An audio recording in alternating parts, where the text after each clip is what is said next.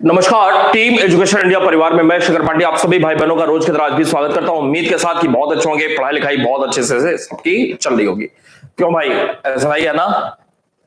सब ठीक ठाक है?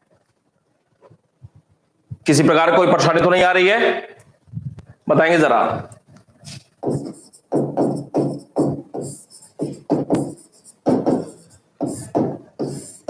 मौर्य साम्राज्य के विषय में हम लोग बात कर रहे थे और आप देख रहे होंगे कि आपने अभी तक जितना मौर्य पढ़ा होगा उससे कहीं ज्यादा बढ़कर के हम लोग मौर्य साम्राज्य को समझने का प्रयास कर रहे हैं।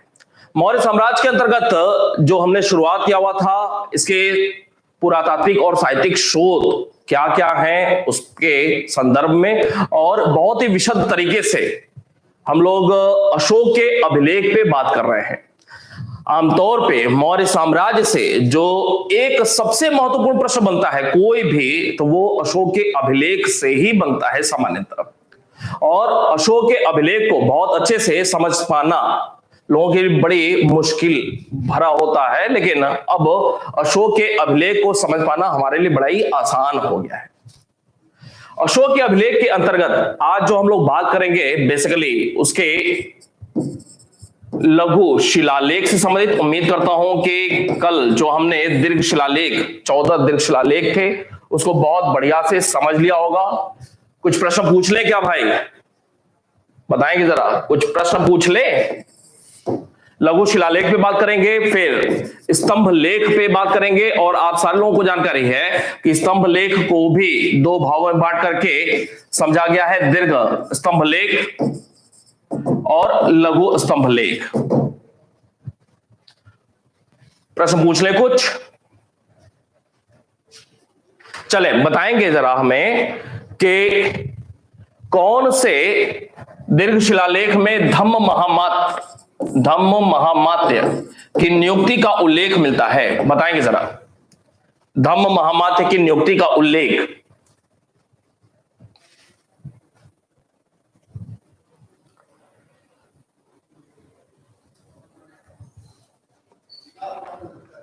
राज्यों का उल्लेख कहां मिलता है? 5 यूनानी राज्य या राजाओं का उल्लेख कहां देखने को मिलता है?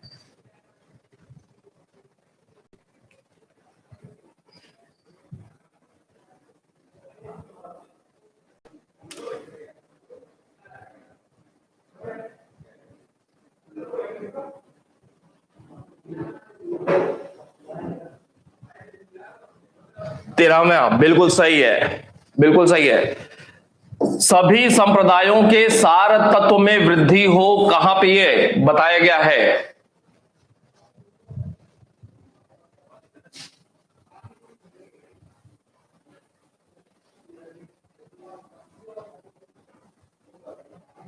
जी बिल्कुल सही। चले, अच्छे से याद है, बड़ी खुशी हुई। ऐसे ही रोज जो भी हो रहा है ना, धीरे धीरे हम लोग करते जाएंगे और बहुत ही ठोस हमारी तैयारी होगी। जिंदगी में जो लोग सोचते हैं कि बहुत जल्दी जल्दी सब कुछ फिनिश कर लें, तो जल्दी का काम हमेशा नुकसानदेह होता है। इस बात को बहुत अच्छे से समझ गए होंगे आप कि आपने जब डिसाइड किया हुआ है कि आपको किसी भी प्रकार से लेखपाल की परीक्षा पास करनी ही करनी है, तो हर काम का एक अपना तरीका होता है। और पढ़ाई लिखाई उछल कूद मचा करके जल्दी जल्दी भागम भाग वाली स्थिति वाली नहीं होती है। बिल्कुल एक ठोस तैयारी 4-5 महीने की करनी चाहिए, ताकि प्रश्न पत्र में किसी भी प्रकार का प्रश्न पूछा जाए, आपके लिए इतनी अच्छी तैयारी हुई है तो आपके लिए बहुत ही आसान सा हो जाए। कुछ लोग सोचते हैं कि महीने 2 महीने पढ़ करके हम परीक्षा पास कर ले, सरकारी कर्मचारी बन जाए, तो सरकारी नौकरी मिलने वाली फिर नहीं है। क्यों भाई, सहमत है ना? इतनी सारी क्लासेस हो रही हैं तो रोज थोड़ा थोड़ा हमें गेन करते हुए आगे बढ़ना है। अपने आप ही देखेंगे 2 महीने का और समय लिया जाएगा, धीरे धीरे बहुत सारी चीजें कंप्लीट हो जाएंगी। परीक्षा आपकी होनी अभी है नहीं, इस साल के लास्ट में ही संभावित हो सकती है या फिर अगले साल के शुरुआत में संभावित हो सकती है। जब समय है तो क्यों ना हम समय का बहुत बढ़िया तरीके से सदुपयोग करें और एक डिटेल स्टडी कर ले, उसके बाद हम प्रश्नोत्तर कर ले, काम बिल्कुल आसान हो गया कॉन्फिडेंस के साथ। चले, बात कर रहे थे लघु शिलालेख की, और लघु शिलालेख के अंतर्गत समझने का प्रयास करेंगे। लघु शिलालेख के अंतर्गत अभी तक लगभग 18 लघु शिलालेख प्राप्त हुए हैं अशोक के। अभी तक लगभग 18 लघु शिलालेख प्राप्त हुए हैं, और ये जो लघु शिलालेख प्राप्त हुए हैं इससे अशोक के व्यक्तिगत जीवन से संबंधित बातों की जानकारी मिलती है। ये जो लघु शिलालेख प्राप्त हुए हैं, ये जो 18 की संख्या में अभी तक हैं, वो कहां कहां से प्राप्त हुए हैं? तो अलग अलग प्रांतों में अगर बांट करके देखा जाए तो राजस्थान में जयपुर जिला है, जयपुर से ही संबंधित एक स्थान है भब्रू, जिसे बैराट भी कहा जाता है। तो बैराट से जो या भब्रू से जो लेख प्राप्त हुआ अशोक का, उसे भब्रू लेख या बैराट लेख कहा जाता है। इस लेख में 2-3 खास बातें हैं। पहली बात ये, भब्रू बहुत ही महत्वपूर्ण है, अभी तक कभी भी प्रश्न नहीं पूछा हुआ है जो भी बताने जा रहे हैं। इसकी खोज किसने किया हुआ था? तो कैप्टन बर्ट ने किया हुआ था। बर्ट ने, किसने खोज किया था? कैप्टन बर्ट ने किया हुआ था। दूसरी बात, ये एक ऐसा शिलालेख है अशोक का जिसमें वह स्वयं को मगध का राजा बताता है, अर्थात मगधाधीराज शब्द का प्रयोग हुआ है। इसके साथ एक तीसरी महत्वपूर्ण बात है कि इस लघु शिलालेख में अशोक ने बौद्ध धर्म का जो त्रिरत्न होता है, बौद्ध धर्म का त्रिरत्न अर्थात बुद्धम, संघम, धम्मम, शरणम गच्छामि, तो बौद्ध धर्म के त्रिरत्न में आस्था प्रकट किया हुआ है, अर्थात यह बताने का प्रयास किया है कि वो बौद्ध धर्म का समर्थक है। इसके अलावा राजस्थान के अलावा अगर बात किया जाए उत्तर प्रदेश की, तो उत्तर प्रदेश में अहरौरा, मिर्जापुर, अहरौरा से अशोक का एकमात्र लघु शिलालेख प्राप्त हुआ है। अगर बिहार की बात किया जाए तो बिहार में सासाराम से एकमात्र लघु शिलालेख प्राप्त हुआ है। आंध्र प्रदेश की अगर बात किया जाए तो आंध्र प्रदेश में सुवर्णगिरी स्थान, हैदराबाद के नजदीक सुवर्णगिरी से, फिर एर्री गुड्डी से अभिलेख प्राप्त हुआ है। इसके अलावा अगर कर्नाटक की बात किया जाए तो कर्नाटक के बहुत सारे, आपको यह भी बताया हुआ था कि सबसे ज्यादा अशोक के लेख, अभिलेख कर्नाटक क्षेत्र से ही प्राप्त हुए हैं। कर्नाटक में बहुत ही महत्वपूर्ण है मास्की के अलावा यहां से ब्रह्मगिरी के अलावा सिद्धपुर, जटिंग रामेश्वर,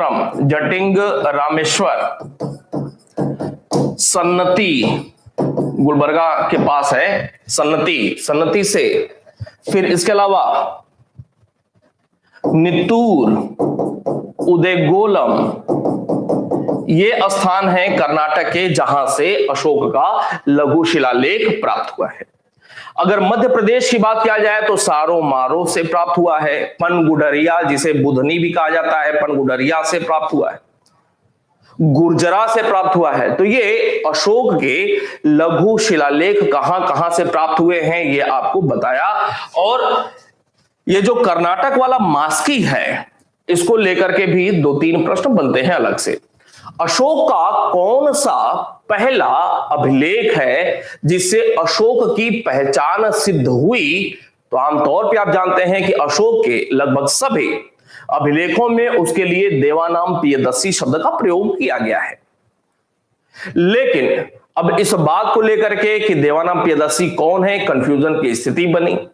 जेम्स प्रिंसेप ने सबसे पहली बार पढ़ने का प्रयास किया, लेकिन पढ़ तो लिया देवानाम प्रियदर्शी, लेकिन उसकी पहचान श्रीलंका के एक शासक से कर दिया, तो गलत पहचान कर दिया।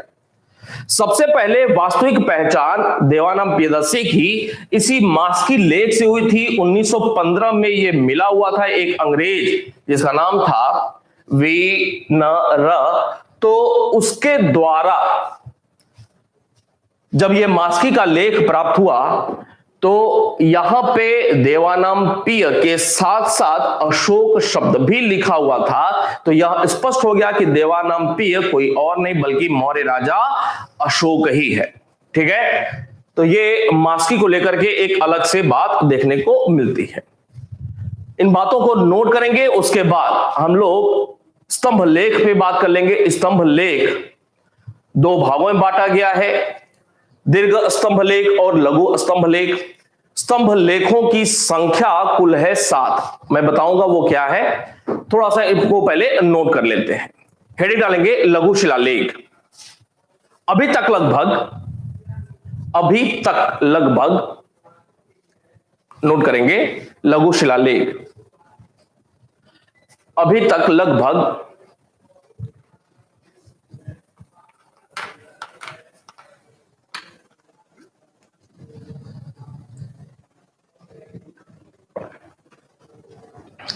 18 लघु शिलालेख अशोक के प्राप्त हुए हैं।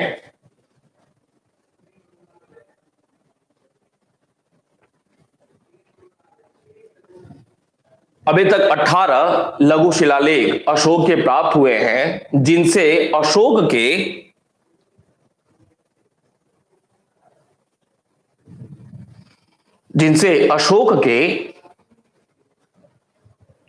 व्यक्तिगत जीवन,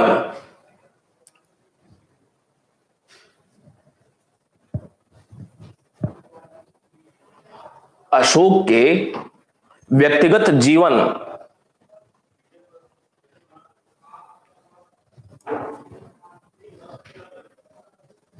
से जुड़ी बातों की जानकारी मिलती है।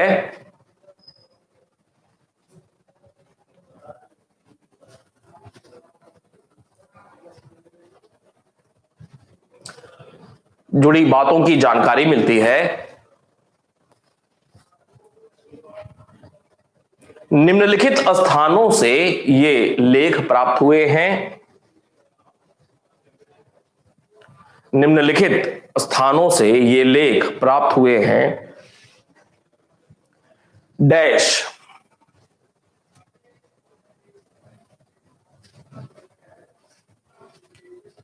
नीचे नंबर 1 राजस्थान ब्रैकेट में जयपुर,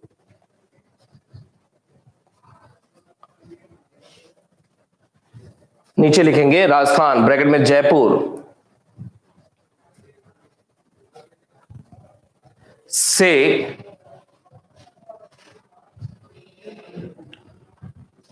भब्रू ब्रैकेट में बैराट, भब्रू ब्रैकेट में Bairat bracket close lake, Bhabru lake.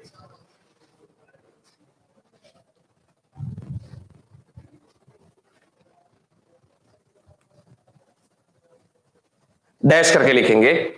इस लेख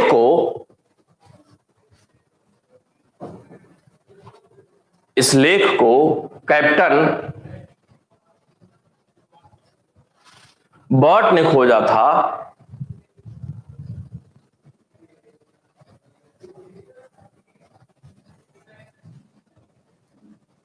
कैप्टन बर्ट ने खोजा था।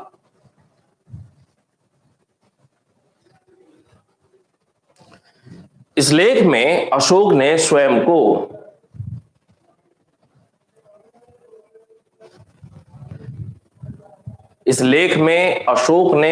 को मगधाधिराज अर्थात मगध का राजा,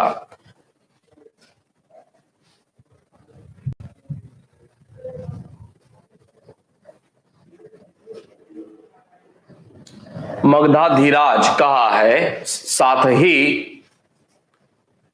बौद्ध धर्म के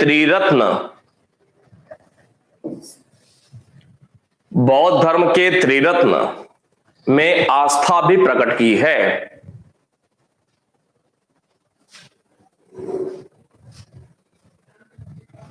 इसको नंबर 1 कर देंगे। नंबर 2 उत्तर प्रदेश के अहरौरा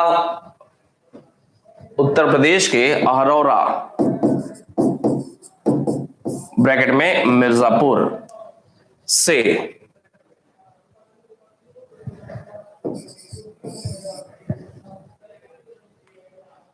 तीसरा, बिहार के सासाराम से।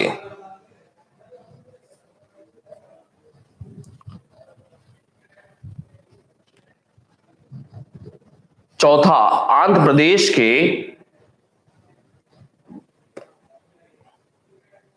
सुवर्णगिरी तथा एर्रीगुड्डी से।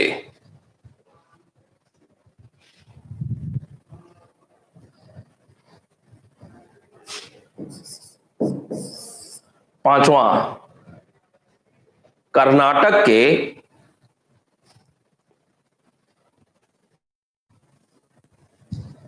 मास्की, कर्नाटक के मास्की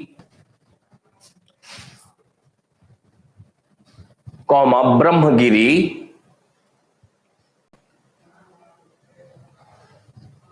ब्रह्मगिरी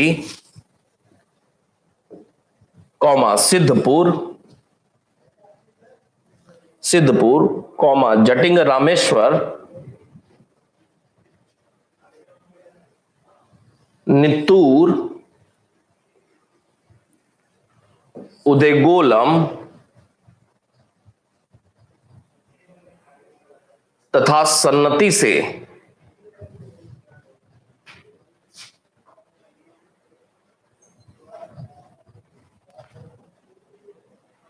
लाइन क्लोज करेंगे, सन्नति से लिखेंगे इसी में। उल्लेखनीय है कि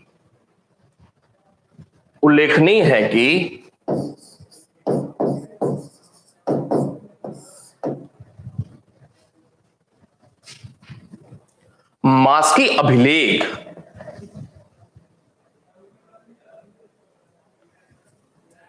अभिलेख जो कि सर्वप्रथम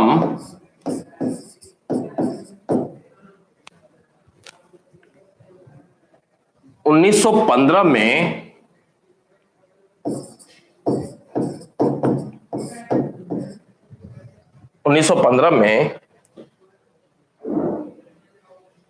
कुछ जगहों पे विनर लिखा हुआ, कुछ जगहों पे वीडेन लिखते हैं। 1915 में एक अंग्रेज वीडेन को प्राप्त हुआ था।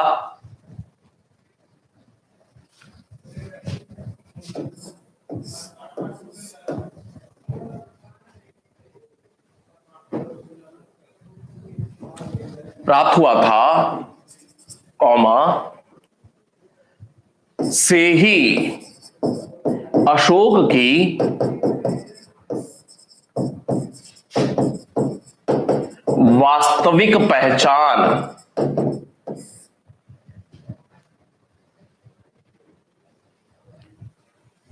वास्तविक पहचान सिद्ध हुई थी।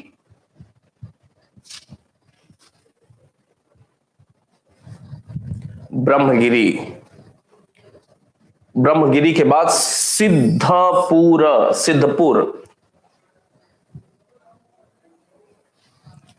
ब्रह्मगिरी, फिर सिद्धपुर, जटिंग रामेश्वर,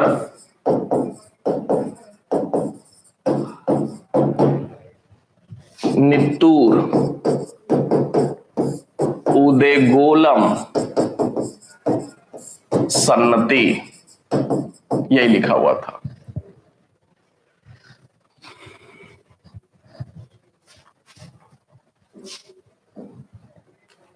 वास्तविक पहचान सिद्ध हुई।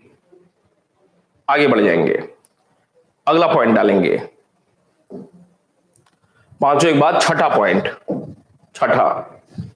मध्य प्रदेश के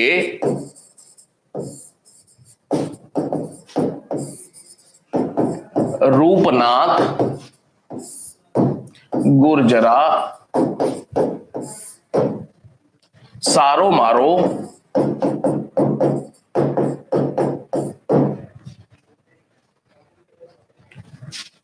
पनगुढ़रिया ऑब्लिक बूधनी से।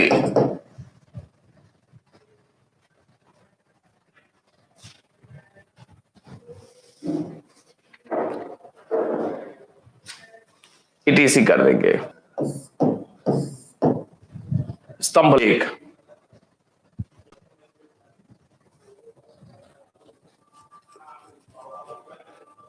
स्तंभ लेख डैश नोट करेंगे। अशोक के स्तंभ, अशोक के स्तंभ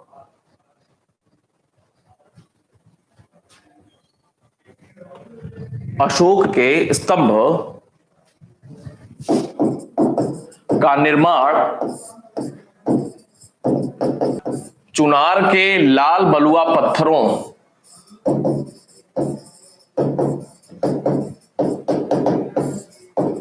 चुनार के लाल बलुआ पत्थरों से किया गया है।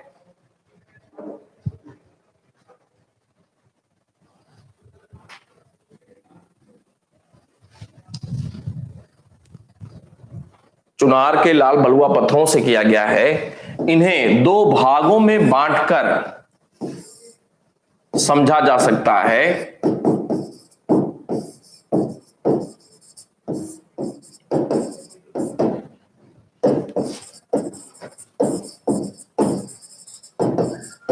दो भागों में बांटकर समझा जा सकता है।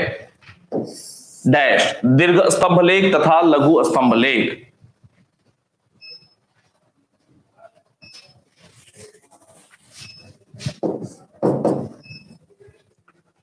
हेडिंग डालेंगे दीर्घ स्तंभ लेख।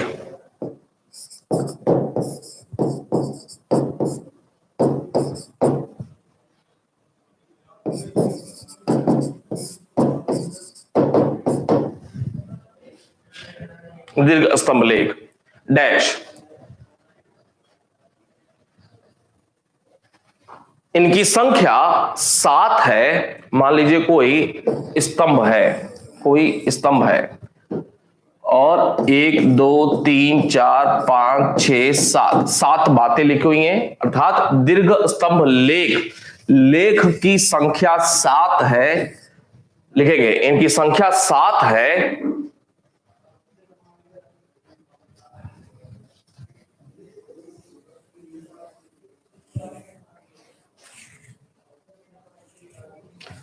जो कि 6 अलग अलग स्थानों से प्राप्त हुए हैं। 6 अलग अलग स्थानों से प्राप्त हुए हैं। ये स्थान हैं डैश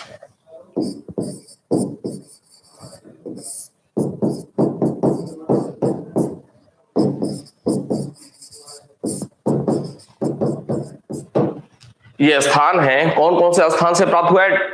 ये स्थान है डैश दिल्ली टोपरा,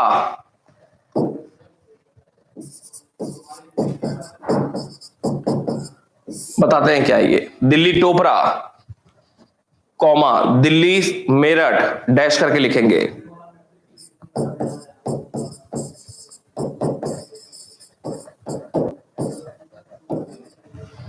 अगला दिल्ली मेरठ, अगला इलाहाबाद ब्रैकेट में कौशांबी,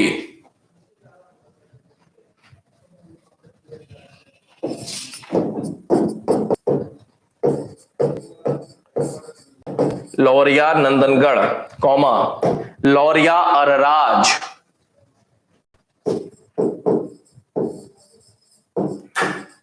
तथा रामपुरवा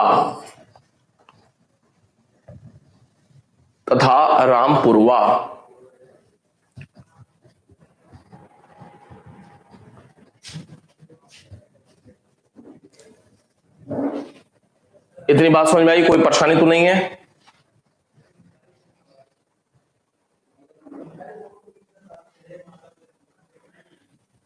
इतने कोई परेशानी तो नहीं? बताएंगे जरा। दीर्घ स्तंभ लेख की बात कर रहे थे। इनकी संख्या 7 है, अर्थात एक स्तंभ जिसपे 7 बातें लिखी हुई हैं, जो 6 अलग अलग स्थान से प्राप्त हुए हैं। ये कौन से 6 स्थान है वो हमने देख लिया। अब थोड़ा सा इन स्थानों से जो कुछ बातें प्राप्त हो रही हैं उसके विषय में कुछ लिखते हैं। उल्लेखनीय है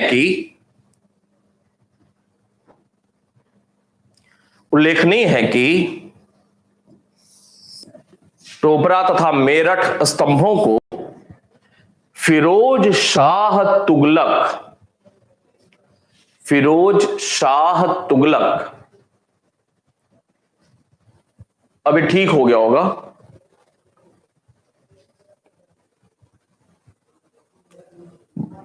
अभी ठीक हो गया होगा।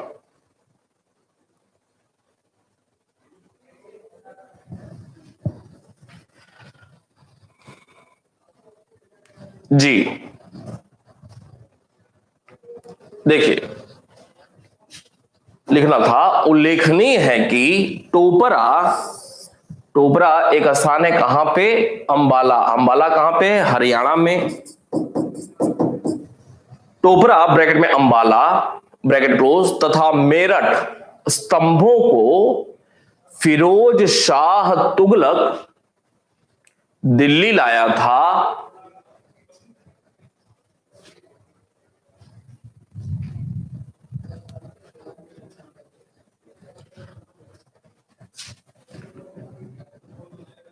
टोपरा ब्रैकेट में अंबाला ब्रैकेट क्लोज तथा मेरठ स्तंभों को फिरोज शाह तुगलक दिल्ली लाया था। इसी कारण इन्हें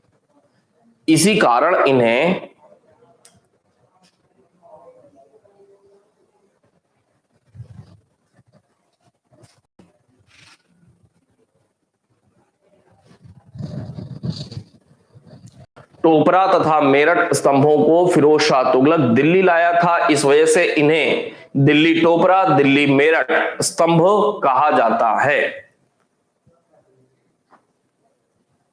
आगे बात करेंगे इस पे। उल्लेखनीय है, आपने लिख लिया इसको, आगे बात करेंगे। दिल्ली टोपरा स्तंभ पर ही, दिल्ली टोपरा स्तंभ पर ही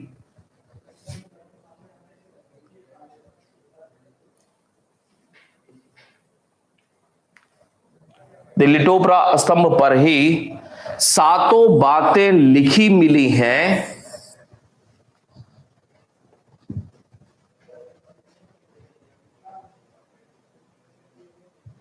महत्वपूर्ण तथ्य है, दिल्ली टोपरा स्तंभ पर ही सातों बातें लिखी मिली हैं, अन्यथा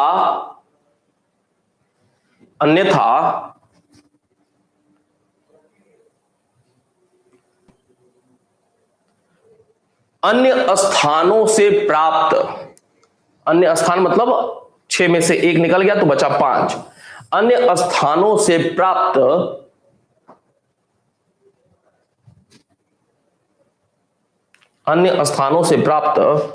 स्तंभों पर,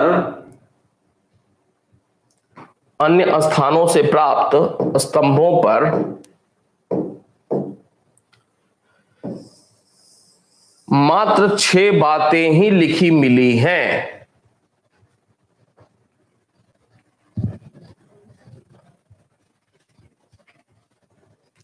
मात्र 6 बातें ही लिखी मिली हैं।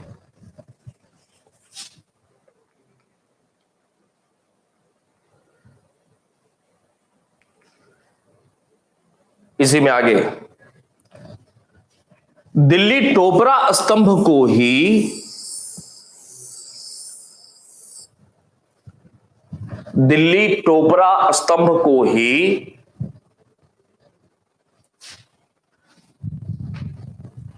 1837 में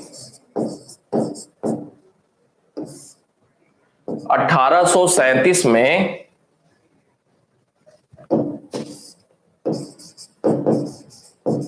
सर्वप्रथम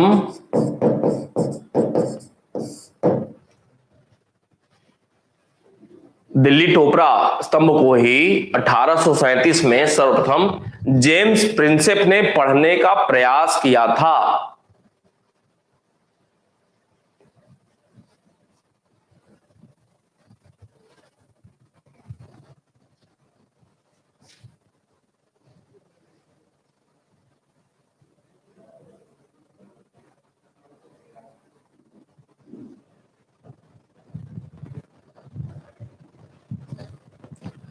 जेम्स प्रिंसेप ने पढ़ने का प्रयास किया था।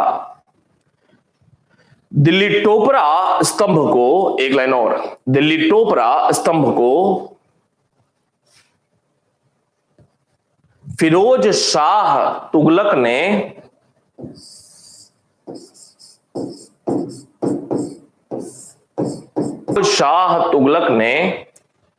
मीनार ए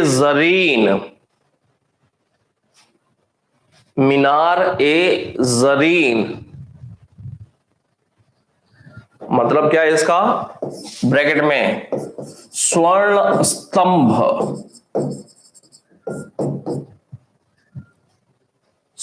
स्तंभ कहा था।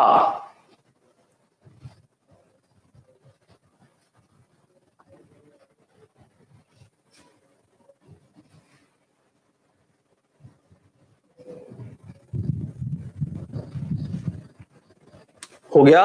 पैराग्राफ चेंज करेंगे, थोड़ा सा इसके बारे में लिखेंगे, 2 लाइन इलाहाबाद स्तंभ के बारे में लिखेंगे, पैराग्राफ चेंज करके। इलाहाबाद स्तंभ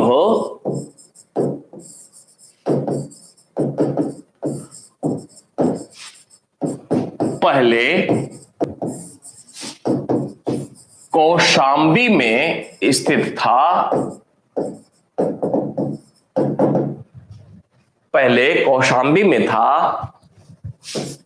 जिसे अकबर के काल में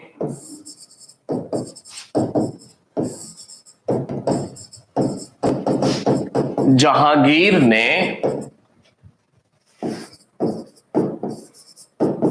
इलाहाबाद के किले में स्थापित कराया था।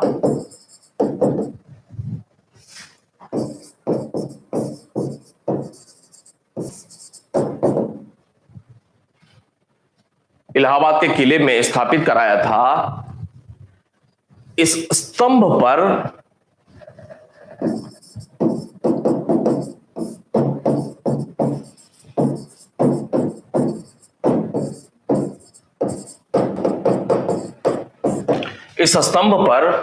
अशोक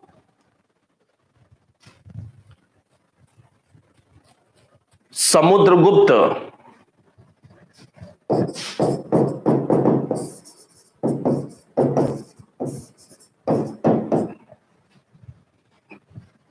इस स्तंभ पर अशोक, समुद्रगुप्त तथा जहांगीर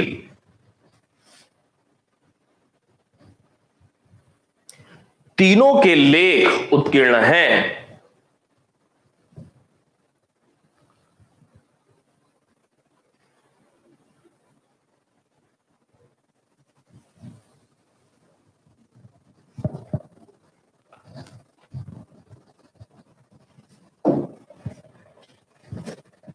आगे बढ़, पैराग्राफ चेंज करके लौरिया नंदनगढ़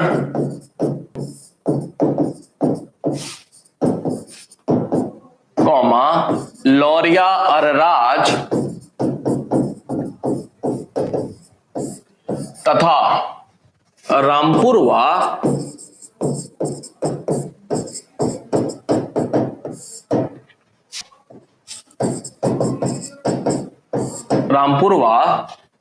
ये तीनों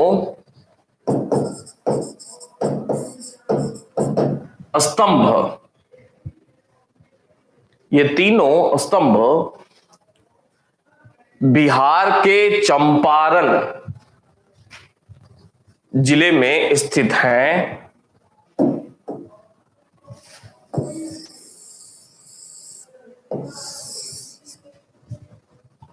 बिहार के चंपारण जिले में स्थित हैं।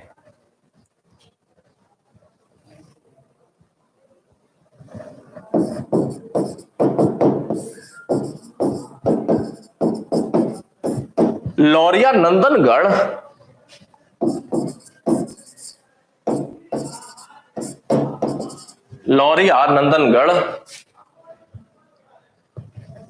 सर्वाधिक सुरक्षित स्तंभ है।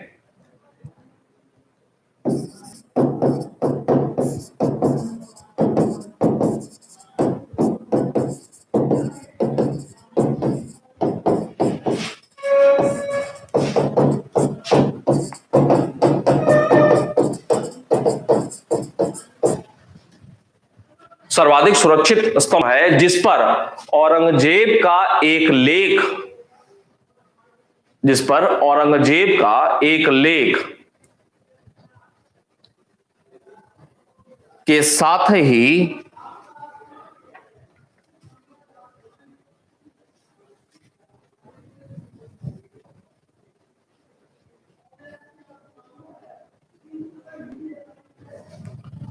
एक अंग्रेज सर्वेक्षक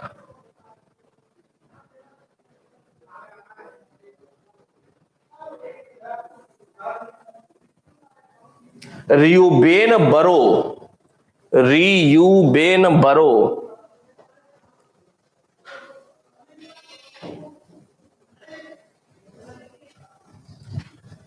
का नाम भी उत्कीर्ण है,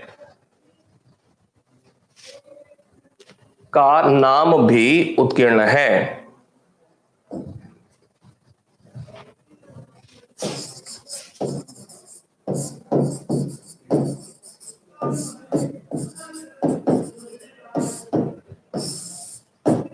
अगली हेडिंग डालेंगे लघु स्तंभ लेख।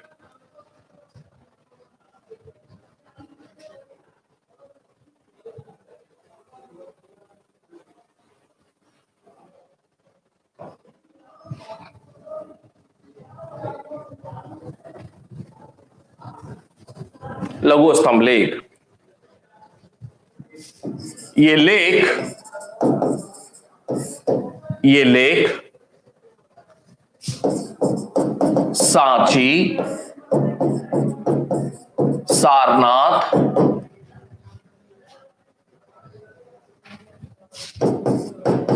कौशाम्बी ब्रैकेट में इलाहाबाद, कौशाम्बी पहले इलाहाबाद में ही था, सांची, सारनाथ, कौशाम्बी ब्रैकेट में इलाहाबाद, रुम्मिनदेई ब्रैकेट में लुम्बिनी जहां पे बुद्ध का जन्म हुआ था, लुम्बिनी, तथा निगलीवा ब्रैकेट में निगाली सागर से प्राप्त हुए हैं।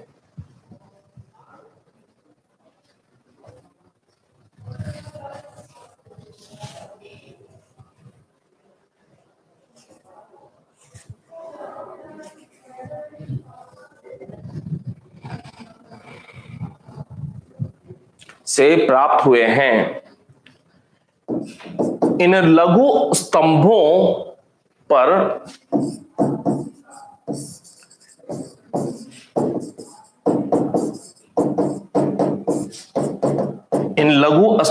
पर अशोक की राजकीय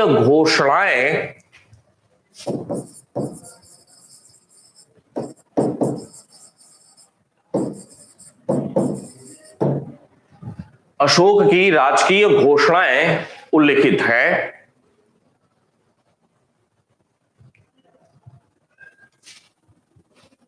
अशोक की राजकीय घोषणाएं उल्लिखित हैं, जिन्हें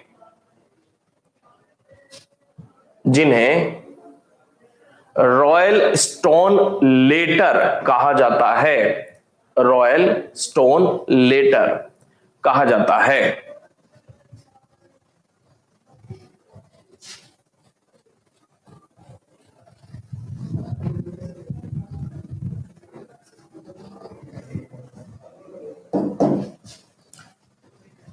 इसी में सांची, सारनाथ तथा कौशाम्बी, सांची, सारनाथ तथा कौशाम्बी लेखों को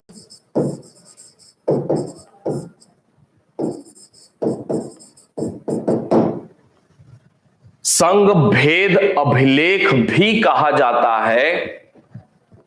संघ भेद, संघ का मतलब बौद्ध संघ, संघ भेद अभिलेख भी कहा जाता है।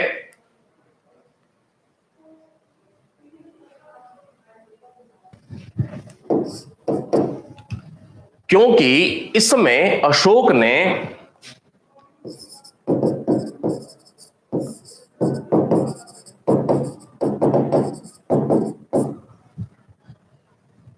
जिसमें अशोक ने अपने अधिकारियों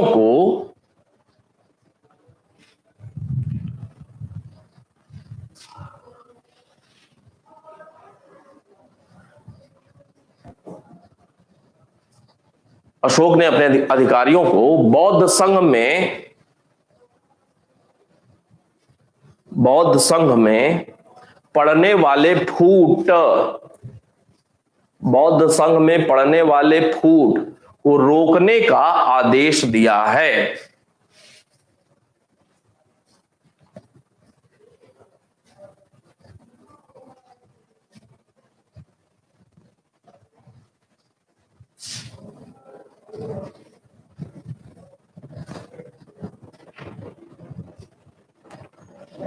पैराग्राफ चेंज करके, कौशांबी ब्रैकेट में इलाहाबाद, कौशांबी ब्रैकेट में इलाहाबाद लेख को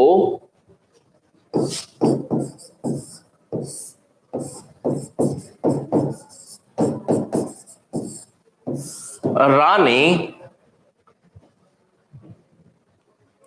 ऑब्लिक साम्राज्ञी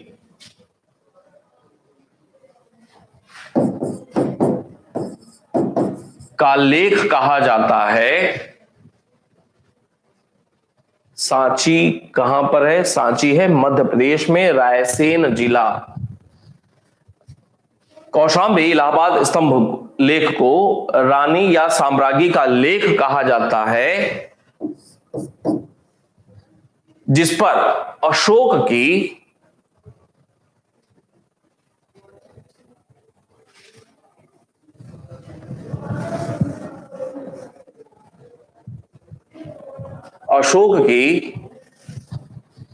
एकमात्र पत्नी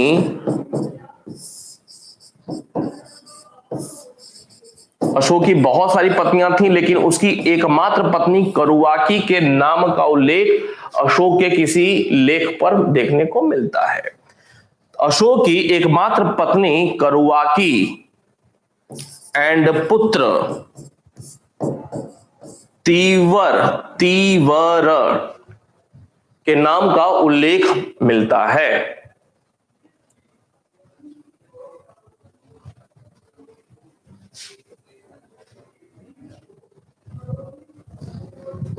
एकमात्र पत्नी, अशोक की बहुत सारी पत्नियां, लेकिन उसके अभिलेखों पर सिर्फ उसकी एक पत्नी करुवाकी के नाम का उल्लेख मिलता है और एक पुत्र तीवर के नाम का उल्लेख मिलता है। यह लिखा हो गया,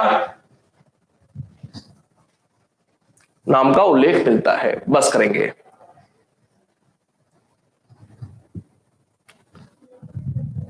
बस आप फोकस करिए, चीजों को थोड़ा थोड़ा रोज पढ़ते हुए याद हो जाए। बस जब याद हो जाएगा तो लड़ाई देखिए एक एक नंबर की होती है, एक एक प्रश्न की होती है। और इस बात को बिल्कुल विश्वास के साथ कि प्रश्न आएगा और आपका पढ़ा हुआ आएगा। बस आपसे गलती न हो, तो मैं इसी वजह से हमेशा से कहता हूं कि रिवीजन पे बहुत ज्यादा फोकस होना चाहिए। नौकरी बिल्कुल आसानी से मिल जाएगी, निश्चिंत रहना, लेकिन आपकी ओर से कोई कमी ना हो।